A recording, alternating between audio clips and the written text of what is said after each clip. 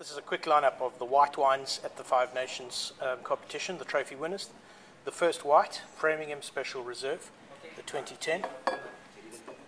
Next, Matua Valley, the single vineyard, Wairu River single vineyard, Sauvignon Blanc, 2010. The KWV, Grenache Blanc, this is South Africa, of course, 2010. And finally, the Xanadu Reserve Chardonnay 2010. By the time this gets published up onto YouTube, this will have been awarded the prize for the best white for the year. Moving on to the reds. That's the Domaine Chandon Pinot Noir Rosé 2012. It's not available in Singapore. The Akarua Pinot Noir. It's from Bannockburn in Centro Otago 2010. By the time this gets published, that will be announced as the red wine winner of the year. Then the Trappish Malbec 2009. Then the Structura, haven't tasted it, dying to see it, 2009. Then the Block G plus I, no idea.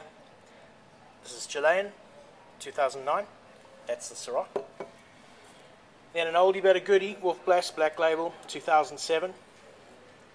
And then finishing with the Fleur de Carpe Noble Late Harvest Chenin Chardonnay. Thanks. At 2010. Summary about the wines from Five Nations last night. Forgive me if I'm a little shuddery and jittery this morning. It's a little dusty after last night. So starting off with the Valera Cap Classique 2007 from South Africa. Incredibly strong, fleshy and full-bodied mouthfeel. The bead was incredibly fine, almost too fine to be taken seriously. It was, the frizz was just so delicate and gentle that it was quite a different gear change. We had a couple of Francophiles in the audience, in the crew that were tasting last night, and not one of them was prepared to say that they wouldn't confuse that with French champagne, if that's any significance at all. I think it's a fantastic wine. It's holding together great vintage. I like it a lot, and we're going to probably get quite aggressive with that product moving into Christmas. Framingham from Marlborough, the Riesling. It's really so exciting to see a Riesling where the balance between the acid and the fruit is so spectacularly well done. A pH of 2.4, 70 grams of sugar, but you really don't know about that sugar. That wine is in pure harmony all the way through, and I can see why Bob got as excited as he did about that wine. That ended up picking up the award for the best white of the show. Then next we had the KWV Grenache Blanc. Tricky wine, hard to sell. It's got a very specific flavor profile. I guess if I were to define it, I would say it's a savory flavored Riesling. So it has that the Riesling aromatics amongst it. It's a tricky wine, that's all I really can say. I like it, but I don't love it, and I'm not sure about its commerciality. The Xanadu Reserve Chardonnay was up next. Sorry, I missed the Matua Sauvignon Blanc. This is the Wairu River Single Vineyard Sauvignon Blanc. It's a Sauv for grown-ups. There's no question that it's Marlborough.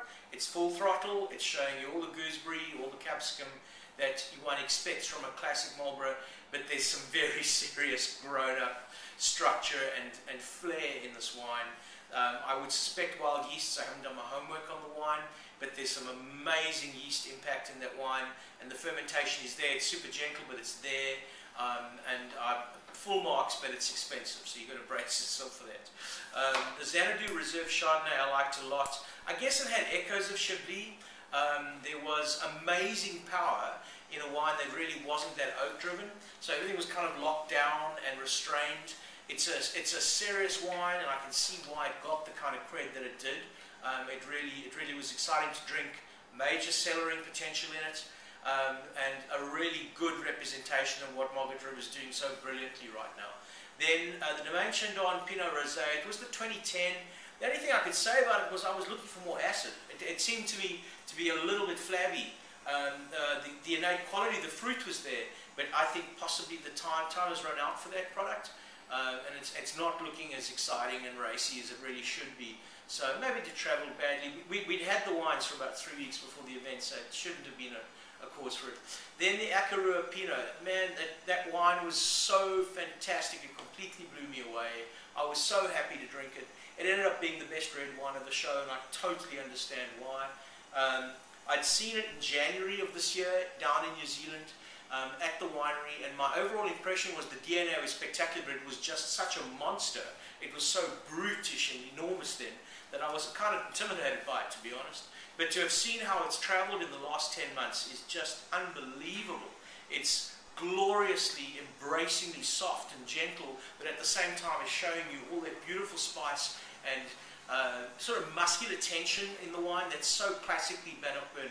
I was really excited and enthralled to have it. Tragedy is 24 bottles only, but it really is probably for me the most exciting 2010 Pinot that I've seen so far, out of everything that I've tasted out of Central. So really big thumbs up for that. Then we moved into the Trapiche Malbec. I liked it. I think it's got a lot of time to go. The comment was made that there was possibly a lot more tannin than people would find pleasurable about it, but I think over time that's going to dissipate. I think it's going to be really good. Next, the Navarro. We had the Navarro Malbec Cabernet Franc Merlot blend. I liked it as a complex wine. It's not a wine that I understood, and certainly in terms of balancing it against what little I get out of South African and Australian red blends. But I can see why it's got cred, and it certainly had a place and a role to play. I can see why it got the acknowledgements that it had. The Porcura G+1 Syrah was fantastic. I liked the blend. Possibly a little bit too much extraction, maybe just too much fruit going on. But aside from that, well worth drinking. The Wolf Blass 7, I guess was a tricky year for Australia in some patches, but it wasn't tricky for Blass.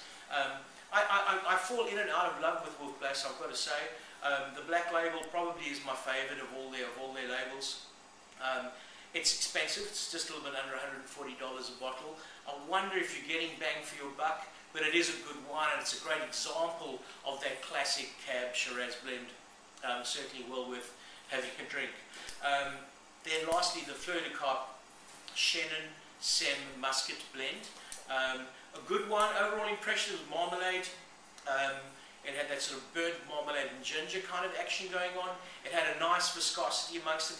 A little bit syrupy, a little bit dense, but still showing a great representation of what South Africa can do in that spectrum. So at the end of the day, wine of the show was the Valera, the first one. White wine was, what is the word? Remind me, Alex, I've forgotten already. The Xanadu, the Reserve Chardonnay. And the red wine of the show, the Akarua Pinot. So big thumbs up to everybody. It was a hell of a good evening last night, and I'm delighted to call it Friday and the end of the day. Cheers.